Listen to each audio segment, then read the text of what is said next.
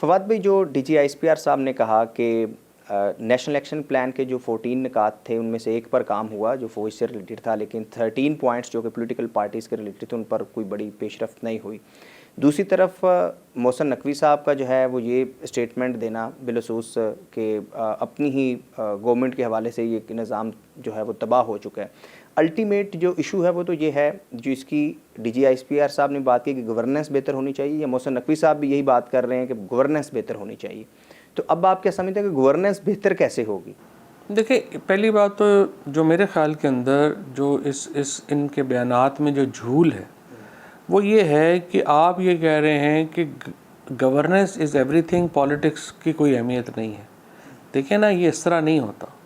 پاکستان کوئی چین نہیں ہے، ہم کوئی کوریا نہیں ہے، ہم کوئی رشیا نہیں ہے۔ یہاں پہ بہت زیادہ ڈائیورسٹی ہے۔ ہر 50 میل کے بعد آپ کی زبان بدل جاتی ہے، آپ کی قوم بدل جاتی ہے، مذہب کی تشریح بدل جاتی ہے، آپ کی کسٹمز بدل جاتے ہیں۔ اس طرح کے جو ڈائیورس ملک ہوتے ہیں وہاں پر آپ کے کو governance is one part, but politics is far more important than governance.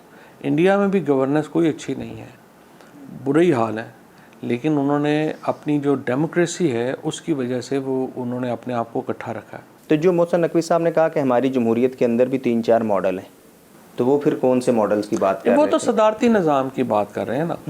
دیکھیں، یہ بات تو ان کی صحیح ہے، صدارتی نظام بھی ایک ڈیموکریٹک نظام ہے اور اس طرف بھی جو ہے وہ جایا جا سکتا ہے، لیکن دیکھیے سچی بات یہ ہے کہ پاکستان کا نظام اب بھی صدارتی نظام ہی ہے۔ اس کی وجہ کیا ہے؟ ہمارے ہاں سیاسی جماعتیں نہیں ہیں، ہمارے ہاں سیاسی شخصیات ہیں۔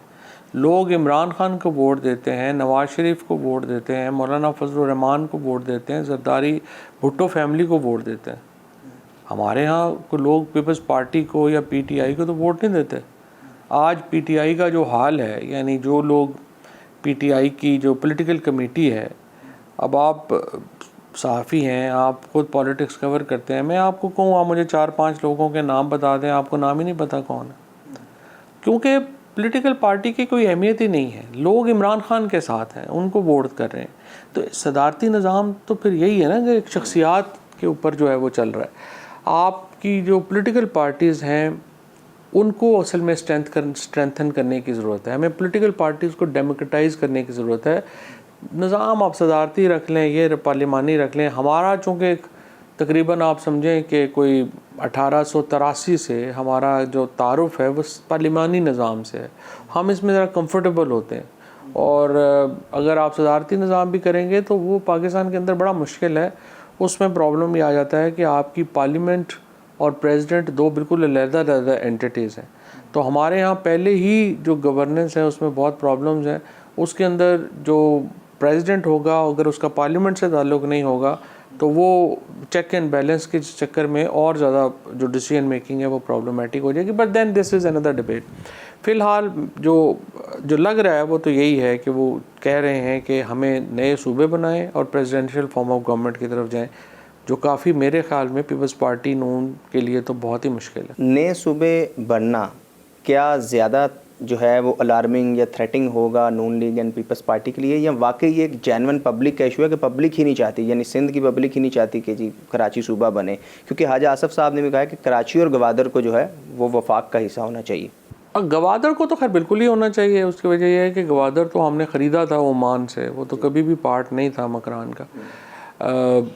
بٹ نن دا لیس جتنے میری سندھ کے لوگوں میں جتنی میری بات ہوتی ہے، ابھی ہم گئے تھے پیر صاحب پگاڑا سے ہماری ملاقات ہوئی، انٹیریئر سندھ میں ہمارے دوست ہیں سارے، ان سے بھی جو بات ہوتی ہے وہاں پر کنسنسس ہے کہ سندھ کو ڈیوائیڈ نہیں کیا جا سکتا۔ سندھ کے اندر یہ بہت بڑا پرابلم بنے گا، اور I don't think so it will be easy کہ آپ سندھ کو، یا تو دیکھیں نا آپ کو کنونس کرنا پڑے گا لوگوں کو۔ میں نے کل بھی یہ بات کہی تھی اپنے ایک ویلاگ میں کہ اصل میں ایشو یہ ہے کہ آپ اس کے لیے یہ جو آپ ریفارمز کرنا چاہتے ہیں یہ بہت مشکل ہے، یہ آسان نہیں ہے۔ اس کے لیے اگر آپ بڑے فیصلے کرنا چاہتے ہیں تو پھر آپ کو اس کے لیے بہت بڑے پولیٹیکل پروسیس کی ضرورت ہے۔ مثلاً اگر آپ کی نظر میں سٹیپ 1 سٹیپ 2 کیا ہونا چاہیے؟ اگر گورننس بہتر کرنی ہے یا ایڈمنسٹریٹو یونٹس بنانے ہیں تو کیا ہو؟ سب سے پہلے تو پاکستان کے اندر جو سیاسی ماحول ہے اس کو ایز آؤٹ کریں، جو پولیٹیکل پرزنرز ہیں ان کو رہا کریں، اور تاکہ پاکستان میں سیاست میں تلخیاں پہلے کم ہوں، نمبر 1۔ اس کے بعد آپ کو ایک گرینڈ نیشنل ڈائلاگ چاہیے سیاسی جماعتوں میں اور اسٹیبلشمنٹ میں۔ جہاں پہ سیاسی جماعتوں کو آپس میں ڈائلاگ چاہیے، وہیں پہ آپ کو اسٹیبلشمنٹ سے ڈائلاگ چاہیے۔ اور تیسرے مرحلے میں میرے خیال میں آپ کو ایک قومی حکومت بنانی پڑے گی اگر آپ یہ ریفارمز کرنا چاہتے ہیں۔ آپ اکیلے پارٹی کوئی اتنا بڑا وزن نہیں اٹھا سکتا۔ تو قومی حکومت کیا آپ بنتے ہوئے دیکھ رہے ہیں؟ جیسے یہ وفاقی وزراء بیانات دے رہے ہیں، تو کیا کہیں آپ کو لگ رہا ہے کہ ڈسٹربنس ہے؟ دیکھیں نا، یہ جو اگر تو ابھی ہمیں نہیں پتا کہ نون لیگ کا اور پیپلز پارٹی کا رد عمل کیا ہے اس کے اوپر، اسپیشلی نواز شریف اور آصف زرداری کا رد عمل کیا ہے۔ ان دونوں کا جب تک ہمیں رد عمل نہیں پتہ لگے گا ہم آگے پریڈکشنز نہیں کر سکتے۔ لیکن میں 1993 سے گورنمنٹس کو آتا جاتا دیکھ رہا ہوں، آدھی گورنمنٹس کو ہم میں شامل رہے ہیں، آدھی گورنمنٹ کو نکلوانے میں شامل رہے ہیں۔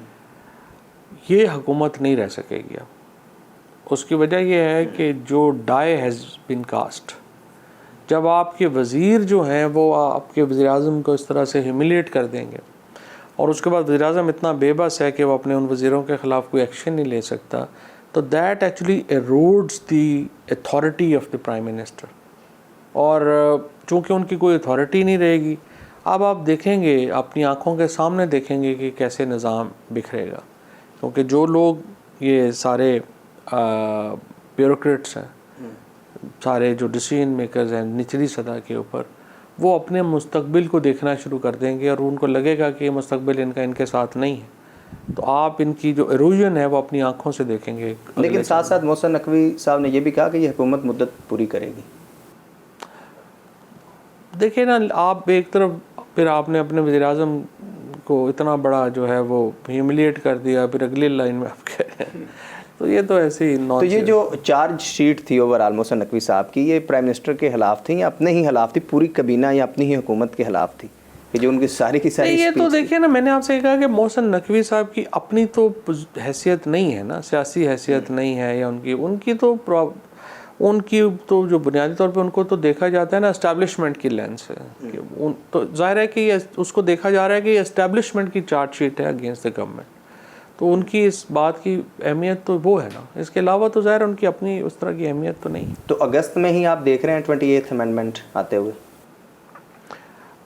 میں ایکچولی جو more looking forward to the reaction of Nawaz Sharif اور آصف زرداری ٹو دیٹ، اس کے بعد ہی آپ کو، لیکن میرے خیال کے اندر نئے صوبے بنانے کا جو معاملہ ہے وہ آصف زرداری صاحب کے لیے تو بہت ہی مشکل ہے، اور نواز شریف کے لیے بھی آسان نہیں ہے۔ سو مجھے نہیں لگتا کہ وہ 28ویں ترمیم کو اتنی آسانی سے وہ ہونے دیں گے یا اس طرف جائیں گے۔ تو پی پی کے پاس کیا آپشن ہو سکتا ہے؟ فار ایگزامپل اگر وہ مان جاتے ہیں 28th امینڈمنٹ میں نئے صوبوں کے لیے، اور شاید اگر ادھر ساؤتھ پنجاب کے 2-3 صوبے انہیں دے دی جاتے ہیں، ہو سکتا ہے کہ ون ون ان کو دے دیں جی، ہاں جی۔ لیکن سوال یہ نہیں ہے نا، سوال یہ ہے کہ پیپلز پارٹی کی پالیٹکس کو ساؤتھ پنجاب کی پالیٹکس نہیں ہے۔ ساؤتھ پنجاب میں تو آج بھی آزاد الیکشن ہوں گے تو پی ٹی آئی جیتے گی۔